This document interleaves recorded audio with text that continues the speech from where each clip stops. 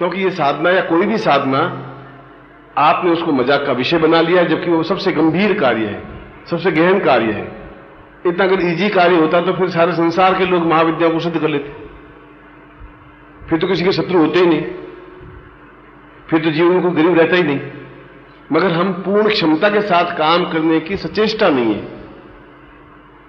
और जब चेष्टा नहीं होगी, चेष्टा का मतलब है 24 घंटे एक ही धुन होगी, उसको चेष्टा कहते हैं।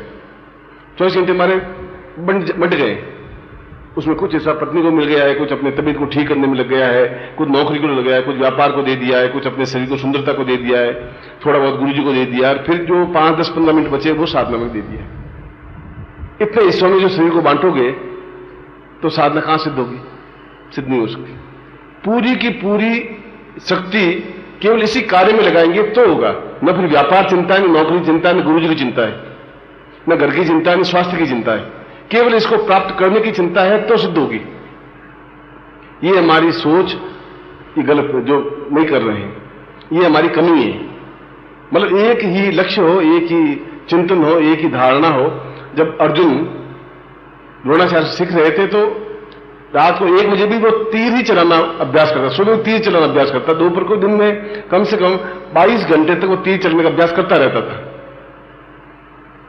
और हम 24 घंटों में से आधा घंटा साधना करते हैं, बाकी हम दूसरे कामों में लगे रहते हैं और फिर असफल हो जाते हैं। वो नहीं है। अगर हमें क्लास इस ढंग से पास करेंगे तो फेल होंगे ही होंगे, क्योंकि उसमें तो 20% रिजल्ट आएगा, 80 लोग फेल हो जाएंगे, और 20 में भी 15 आएंगे थर्ड क्लास सप्लीमेंट्री, और उसमें सिर्फ 3 आएंगे सेकंड क्लास, 1-2 आएंगे फर्स्ट क्लास। वो आएंगे जिनकी लगन होगी, धुन होगी, जो निश्चय कर लेंगे मुझे ये काम करना ही है, उनके आएगी। और आपको भी फर्स्ट क्लास आ सकती है यदि आप में एक जीवट शक्ति हो, निश्चय हो। धूमावती महाविद्या या साधना, ये जो साधना बता रहा हूं, ये ऐसी नहीं है कि आप मखौल की तरह या मजाक की तरह इस साधना को करें। इस साधना को मजाक की तरह करेंगे तो कोई फल आपको नहीं मिल पाएगा। यदि आपको एमए क्लास पास करना है तो रात रात भर जागना पड़ेगा, आंखें लाल हो जाएंगी, शरीर दुबला हो जाएगा, मांस गल जाएगा, तब आप एमए के फर्स्ट क्लास में आएंगे। हलते खेलते कूदते नाचते एमए पास नहीं कर सकते। चौथी क्लास पास कर सकते हैं, कबड्डी खेलते हुए और नहीं पढ़ते हुए, कम पढ़ते हुए भी चौथी क्लास तो पास कर सकते हैं, पर एमए क्लास पास नहीं कर सकते। और आप एमए क्लास को भी चौथी क्लास की तरह पास करने की सोचते हैं तो सफलता नहीं मिल पाती।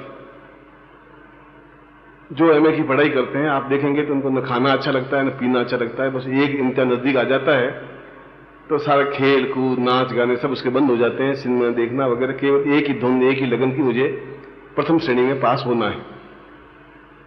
ये धुन और ये लगन आप में लगे तो सफलता मिलेगी।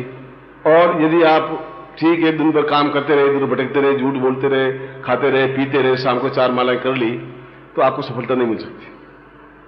10,000 साल तक भी नहीं मिल सकती, या पहली बार भी मिल जाएगी तो सही ढंग से करेंगे तो।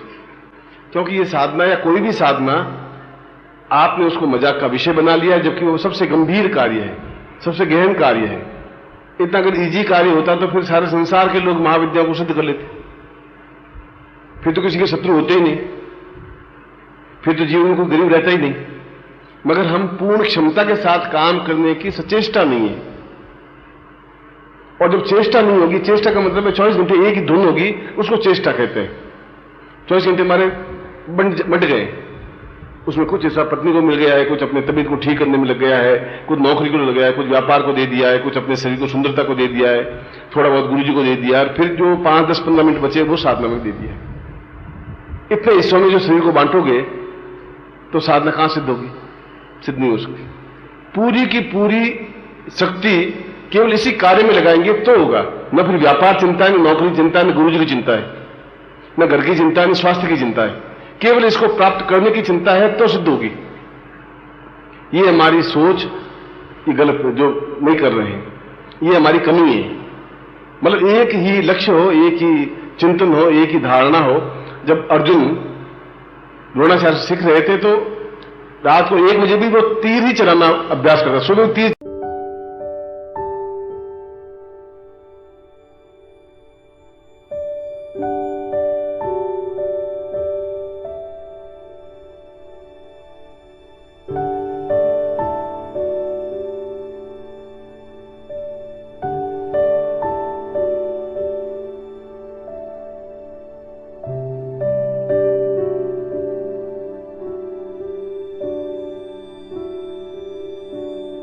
चलाना अभ्यास करता, दोपहर को दिन में कम से कम 22 घंटे तक वो तीर चलने का अभ्यास करता रहता था।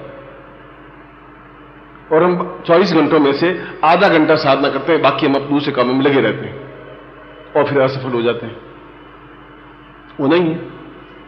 अगर हमें क्लास इस ढंग से पास करेंगे तो फेल होंगे ही होंगे, क्योंकि उसमें तो 20% रिजल्ट आएगा, 80 लोग फेल हो जाएंगे और 20 में भी 15 आएंगे थर्ड क्लास सप्लीमेंट्री, और उसमें से भी 3 आएंगे सेकंड क्लास, 1-2 आएंगे फर्स्ट क्लास।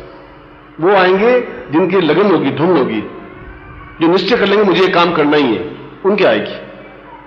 और आपको भी फर्स्ट क्लास आ सकती है यदि आप में एक जीवट शक्ति हो, निश्चय हो। और इसके लिए जरूरी है आपके घर का वातावरण साधनात्मक हो। घर का वातावरण अच्छा नहीं है, लड़ाई झगड़े, मारपीट है, तनाव है, बेटा कहीं जा रहा है, पत्नी कहीं जा रही है, आप कुछ और कर रहे हैं। जब एटमोस्फियर नहीं होगा तो भी साधना नहीं हो पाएगी।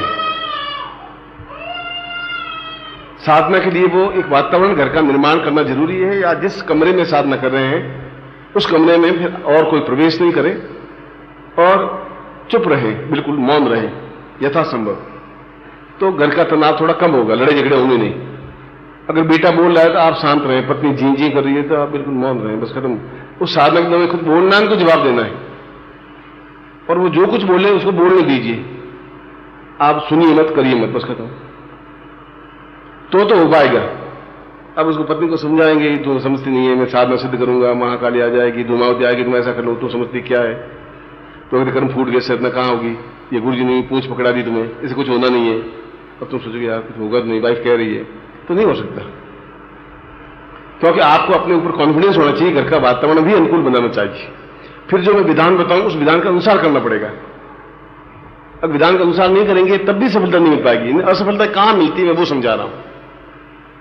मैं आपको कहूं दीपक लगाना चाहिए, आप कभी दीपक लगाए, कभी नहीं लगाया, कभी यहां काम कर दिया, कभी बठिंडा में जाके काम कर दिया, कभी और जाके मंत्र जाप कर लिया, क्योंकि लगन तो है नहीं।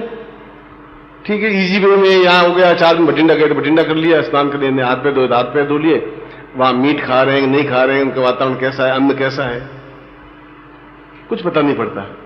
जिसका आप जैसा अन्न खाएंगे वैसी आपकी बुद्धि हो जाएगी। इसलिए शुद्ध अन्न जो घर का होता है, जो आपकी खरी कमाई का अन्न होता है, उससे आपको सफलता मिल पाएगी।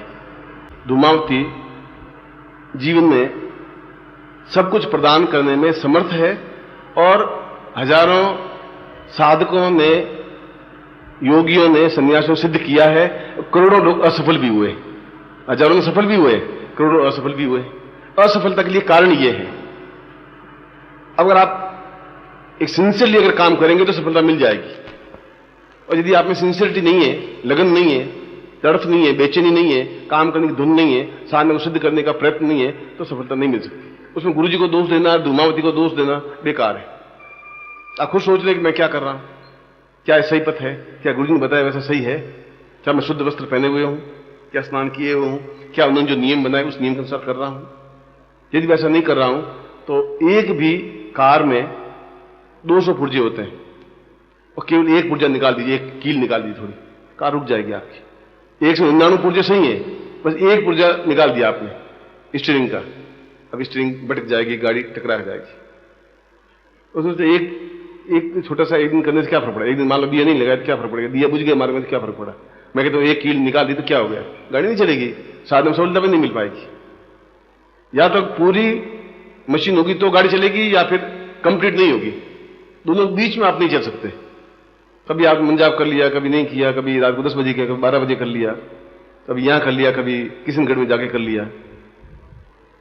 आप खुद सोच लीजिए कि जब गाड़ी नहीं चल सकती तो आपका महाविद्या कैसे सिद्ध हो सकती है।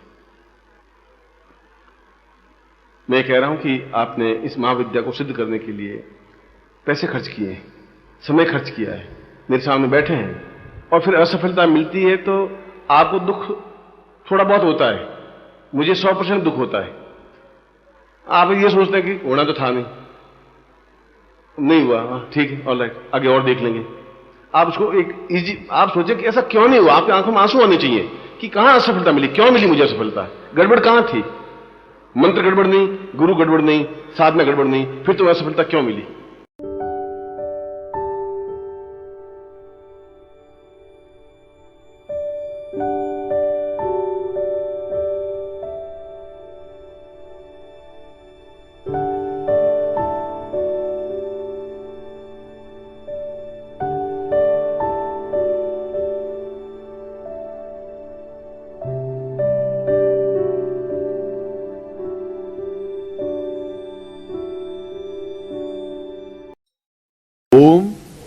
परम तत्वाय नारायणाय गुरुभ्यो नमः।